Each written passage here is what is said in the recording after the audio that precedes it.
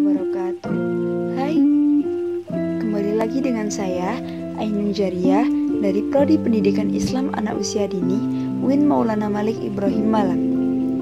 Di video kali ini kita akan membahas tentang perkembangan sistem saraf manusia pada tahun pertama kelahiran. Yuk simak videonya. Pertama, kita akan membahas tentang tahapan perkembangan saraf pada tahun pertama kelahiran.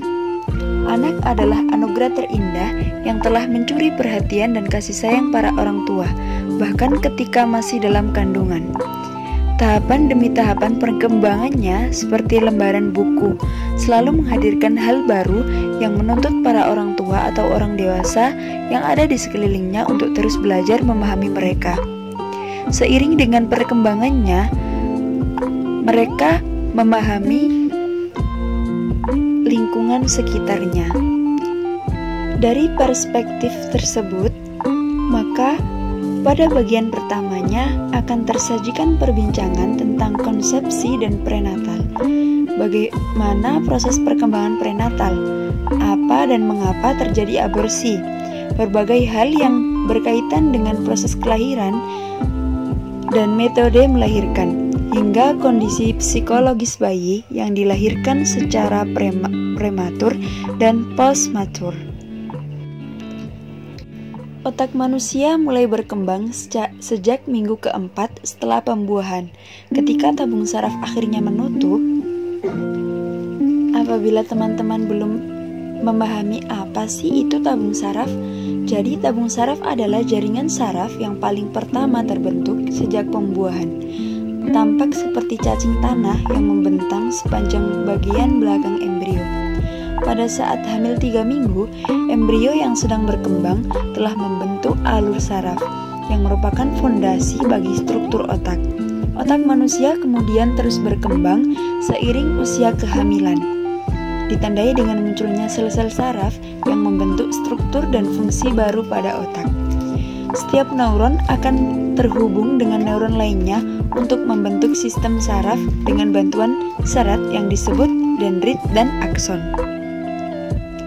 Perlu kita ketahui, ketika bayi dilahirkan, pada sekitar 100 miliar neuron yang terbentuk sehingga ukuran otak bayi sudah mencapai 60% dari ukuran otak dewasa.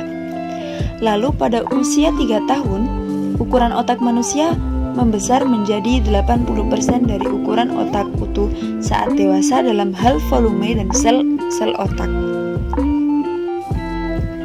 Melanjut, pada usia 5 tahun, perkembangan otak menjadi lebih tajam.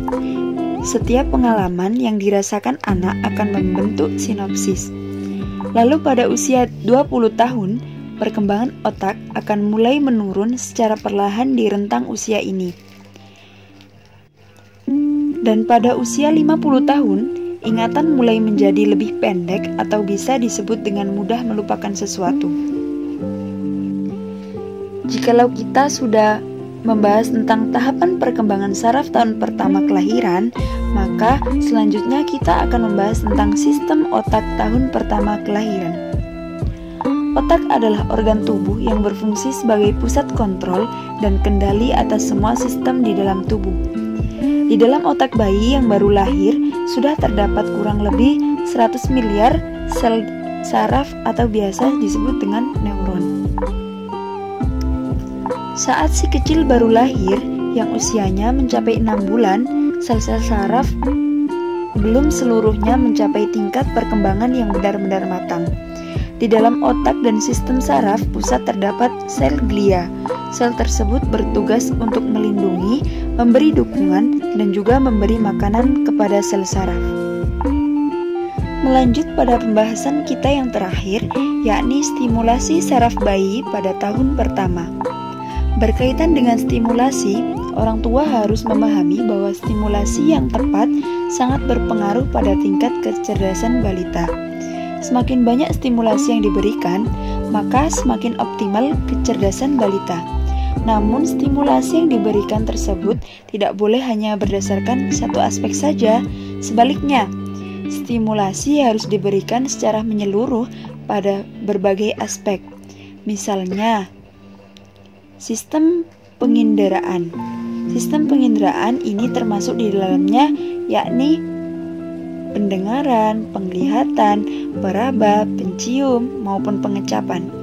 Selain itu, stimulasi yang diberikan harus juga dapat merangsang gerakan, baik gerakan kasar maupun gerakan halus. Kemudian, stimulasi juga harus dapat merangsang perasaan dan pikiran si balita. Cukup sekian yang bisa saya sampaikan. Semoga bermanfaat. Apabila ada salah kata dan salah pengucapan, mohon dimaklumi ya. Assalamualaikum warahmatullahi wabarakatuh.